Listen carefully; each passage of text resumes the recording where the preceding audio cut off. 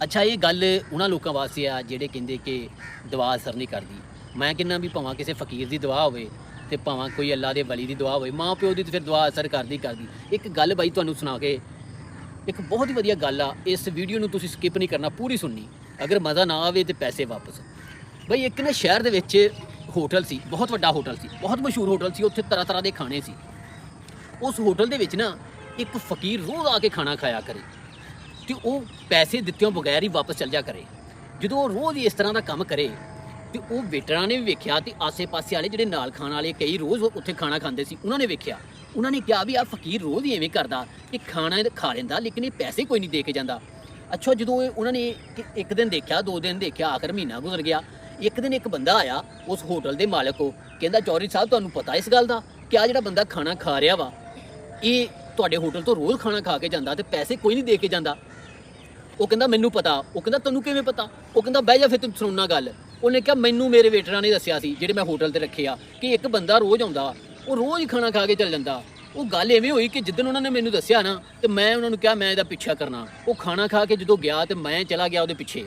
ਜਦੋਂ ਪਿੱਛੇ ਗਿਆ ਤੇ ਉਹ ਲਾਰੀ ਅੱਡੇ ਬੈਠਾ ਬੱਸਾਂ ਵਾਲੇ ਅੱਡੇ 'ਚ ਤੇ ਉੱਥੇ ਭੀਖ ਮੰਗਦਾ ਸੀ। ਐਵੇਂ ਕੱਪੜਾ ਵਿਛਾਇਆ ਉਹਨੇ ਤੇ ਉੱਥੇ ਭੀਖ ਮੰਗੇ। ਉਹ ਭੀਖ ਮੰਗ ਕੇ ਨਾ ਉੱਥੇ ਤੇ ਉਹ ਆਪਣਾ ਰੋਜ਼ੀ ਰੋਟੀ ਦਾ ਕਰਦਾ ਸੀ। ਉਹ ਤੁਹਾਨੂੰ ਪਤਾ ਕਿੰਨਾ ਕੁ ਕਿਤੇ ਲੋਕ ਦੇ ਦਿੰਦੇ ਅੱਜ ਕੱਲ੍ਹ ਫਕੀਰਾਂ ਨੂੰ। ਬਈ ਉਹ ਰੋਜ਼ ਹੀ ਉੱਥੇ ਨਾ ਕੱਪੜਾ ਵਿਛਾ ਕੇ ਲਾਰੀ ਅੱਡੀ ਬਹਿ ਜਾ ਕਰੇ। ਉਹ ਮਾਲਕ ਕਹਿੰਦਾ ਕਿ ਮੈਂ ਉਹਦਾ ਪਿੱਛਾ ਕੀਤਾ। ਜਦੋਂ ਮੈਂ ਉਹਦਾ ਪਿੱਛਾ ਕੀਤਾ ਮੈਂ ਇੱਕ ਦਿਨ ਦੇਖਿਆ, ਮੈਂ ਸੋਚ ਸੁਭਾਇਆ, ਮੈਂ ਕਿਹਾ ਅੱਜ ਵੇਖਣਾ ਇਹ ਫਕੀਰ ਇੱਥੋਂ ਕਿੱਧਰ ਜਾਂਦਾ ਵਾ। ਉਹ ਜਦੋਂ ਮੈਂ ਨਾ ਸਵੇਰ ਦੇ ਟਾਈਮ ਆਇਆ, ਕਹਿੰਦਾ ਮੈਂ ਵੇਖਿਆ ਲਾਰੀ ਅੱਡੇ ਬੈਠਾ। ਜਦੋਂ ਉਹ 10 ਮਿੰਟ ਬੈਠਾ ਉਹਨੇ ਆਪਣਾ ਕੱਪੜਾ ਲਵੇਟ ਕੇ ਤੇ ਤੁਰ ਪਿਆ। ਉਹ ਤੁਰ ਪਿਆ ਮੇਰੇ ਵਾਲੇ ਹੋਟਲ ਦੀ ਤਰਫ। ਉਹ ਜਦੋਂ ਮੇਰੇ ਵਾਲੇ ਹੋਟਲ ਦੀ ਤਰਫ ਤੁਰਿਆ ਉਹਨੇ ਜਾ ਕੇ ਅੰਦਰ ਹੌਲੀ ਜੀ ਨਾ ਵੇਖਿਆ ਕਿ ਅੱਜ ਆਵਾਮ ਘੱਟ ਆ। ਜਦੋਂ ਆਵਾਮ ਘੱਟ ਆ ਉਹਨੇ ਵੇਖਿਆ ਬੰਦੇ ਬਹੁਤ ਘੱਟ ਆ। ਉਹ ਬਾਹਰ ਖਲੋ ਗਿਆ ਤੇ ਉਹਨੇ ਐਵੇਂ ਨਾ ਆਪਣਾ ਸਾਫਾ ਐਵੇਂ ਚੁੱਕ ਕੇ ਅਸਮਾਨ ਵੱਲ ਮੂੰਹ ਨੂੰ ਕਰਕੇ ਤੇ ਦੁਆ ਮੰਗੀ। ਮੈਂ ਉਹਦੇ ਪਿਛਲੀ ਸਾਈਡ ਤੇ ਖੜਾ, ਉਹਨੂੰ ਨਹੀਂ ਪਤਾ। ਉਹਨੇ ਦੁਆ ਮੰਗੀ, ਯਾ ਅੱਲਾ ਇੱਥੇ ਹੋਰ ਚੰਗੀ ਭੀੜ ਕਰਦੇ, ਚੰਗੀ ਆਵਾਮ ਲੈ ਆ, ਇੰਨੀ ਕੁ ਆਵਾਮ ਆ ਜਾਵੇ ਕਿ ਇਹਨਾਂ ਨੂੰ ਪਤਾ ਨਾ ਲੱਗੇ ਮੇਰੇ ਤੇ ਯਾ ਅੱਲਾ ਮੈਂ ਰੋਟੀ ਖਾਣੀ ਆ। ਤੇ ਮੈਂ ਵੇਖਦਾ ਰਿਹਾ, ਮੈਂ 10 ਮਿੰਟ ਉੱਥੇ ਖਲੋਤਾ ਉਹਦੇ ਪਿੱਛੇ ਵੇਖਾਂ ਤੇ ਉਹ ਵੇਖਦਿਆਂ ਮੇਰੇ ਹੋਟਲ 'ਚ ਇੰਨਾ ਕਰਾਸ਼ ਹੋ ਗਿਆ ਉਹ ਫਕੀਰ ਵੀ ਵੜ ਗਿਆ ਵਿੱਚ ਹੀ। ਜਦੋਂ ਫਕੀਰ ਵਿੱਚ ਵੜ ਗਿਆ ਉਹਨੇ ਰੋਟੀ ਖਾਧੀ ਤੇ ਵਾਪਸ ਆ ਗਿਆ। ਮੈਂ ਆਪਣੇ ਵੇਟਰਾਂ ਨੂੰ ਕਿਹਾ ਅੱਜ ਤੋਂ ਬਾਅਦ ਇਸ ਬੰਦੇ ਕੋ ਕੋਈ ਪੈਸਾ ਨਹੀਂ ਲੈਣਾ, ਇਸ ਫਕੀਰ ਕੋ।